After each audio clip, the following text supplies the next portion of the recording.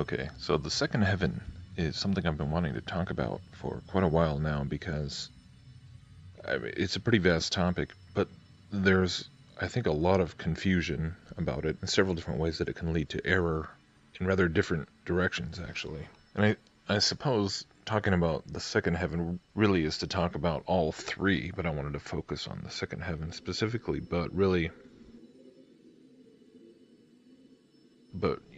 we have to start with just the traditional breakdown of the three heavens of the Bible. And if you Google the topic, look for videos on it, this is typically what you'll hear people explain, because this is kind of the predominant teaching based on the heliocentric model, of course, the Copernican cosmology. So you have the Earth being a globe, which has a spherical atmosphere around it, which is considered the first heaven, the sky where the birds fly, and then the second heaven, which is outer space where the planets and stars are, and the third heaven is the final heaven where God's throne is, which is obviously a spiritual domain, since God is a spirit.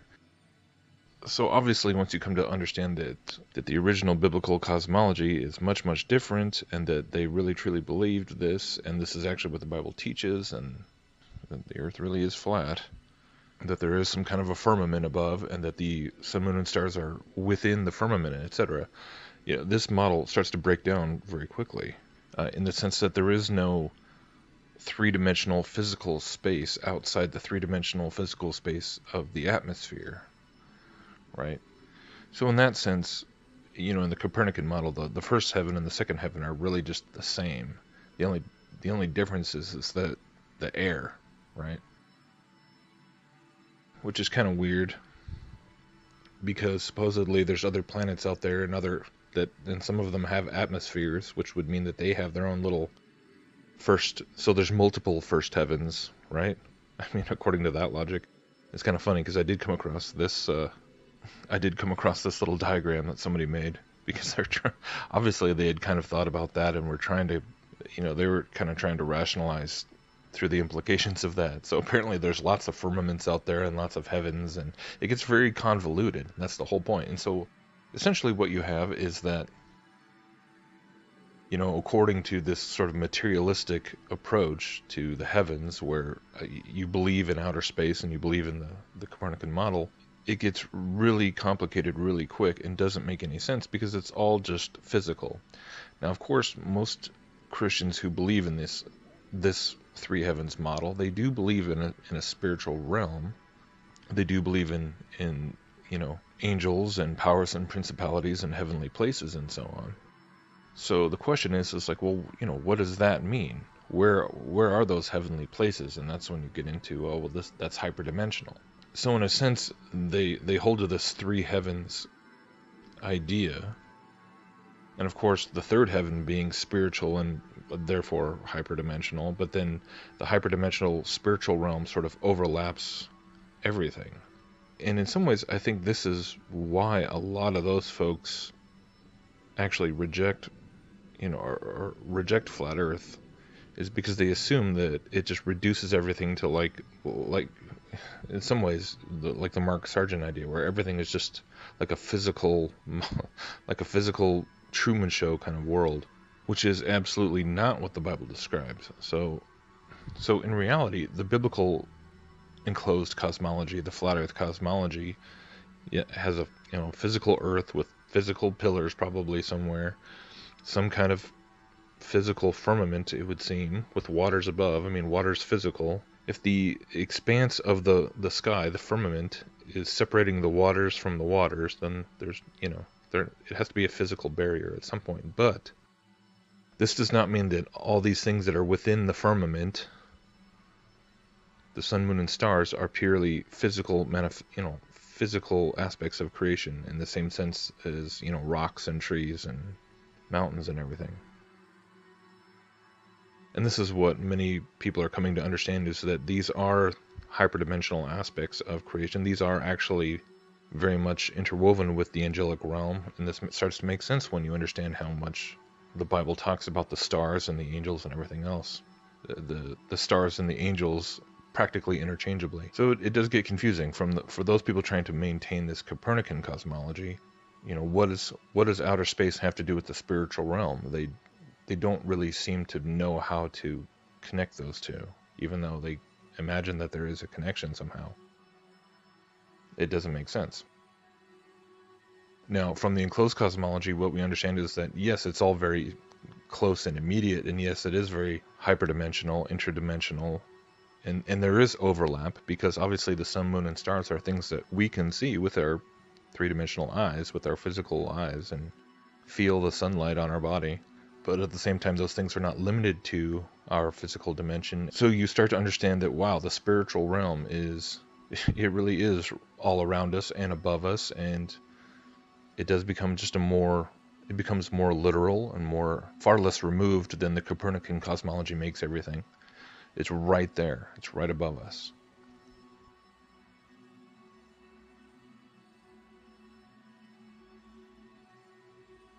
But at the same time, as I've been kind of this week looking into a lot of this spiritual warfare stuff, and stuff that actually goes so far as to qualify as Christian witchcraft, where they're talking about spiritual warfare, but really, so this is the other direction that we can wildly err, is thinking that the second heavens are a place that we are supposed to go ourselves and engage the enemy there, and this is not true.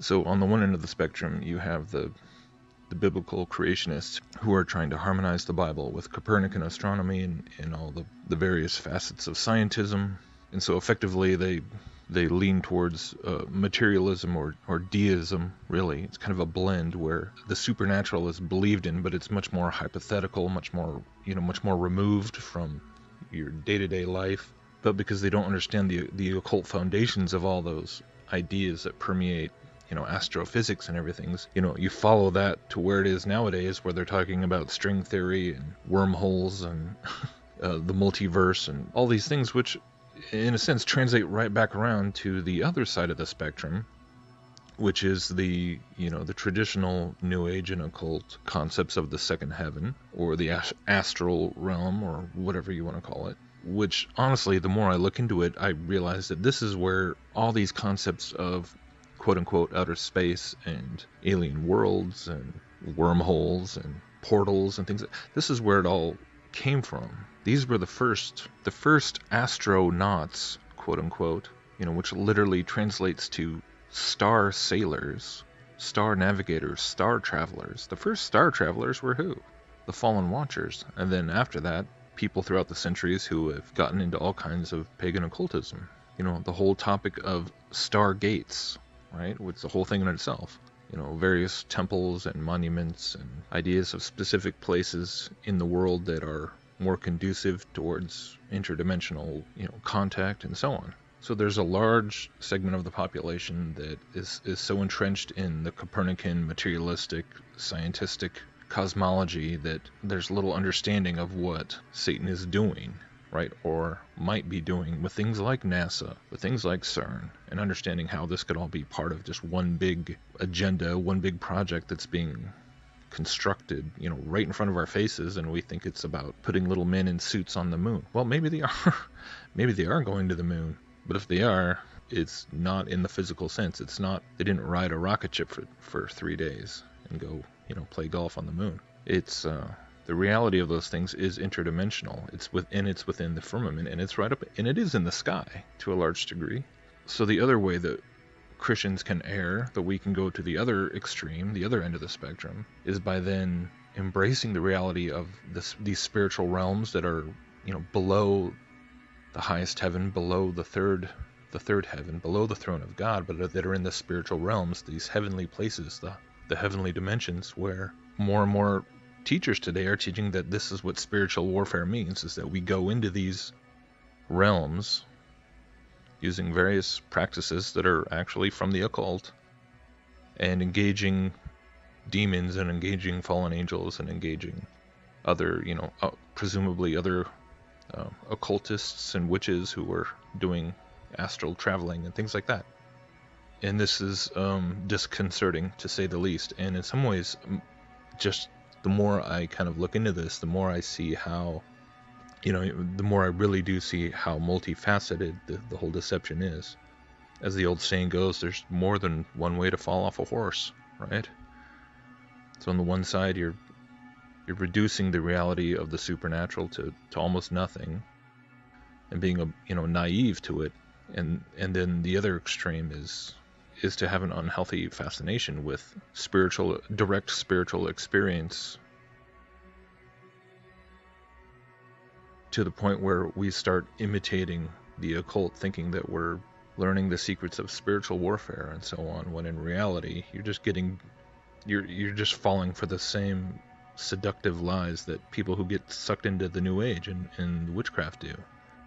And when you really look at all the propaganda, it should really make you stop and think. I mean, after realizing the truth of the flat Earth, I mean, I never looked at things like Peter Pan the same way.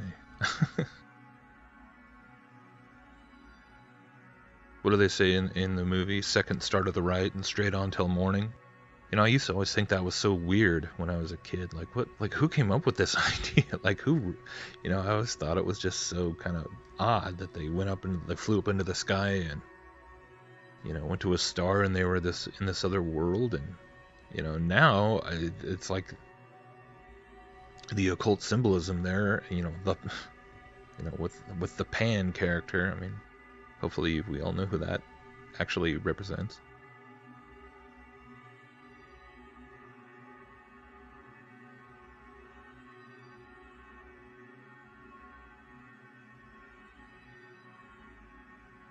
And the thing is that as the flat Earth topic grows and more become aware of the supernatural realities that's such a huge part of the creation itself and the cosmology, I definitely see the potential for more and more people to get sucked into those kinds of false teachings. And so I guess that's kind of why I'm looking at why there is a connection here and why we need to be, you know, wary of that going forward. So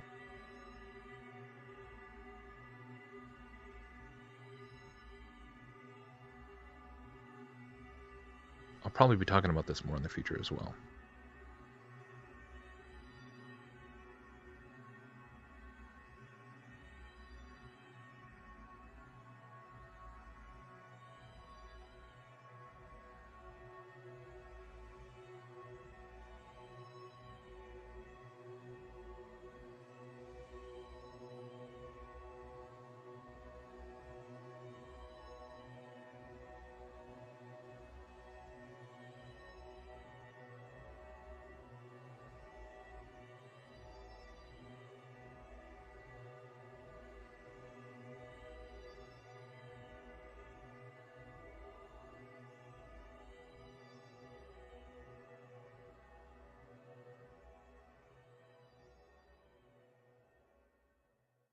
Thanks so much for watching. I hope you enjoyed this video presentation. If you did, please subscribe to my YouTube channel, like the video, and share it on your favorite social media sites. There's a lot more to come, so stay tuned and we'll see you back next time.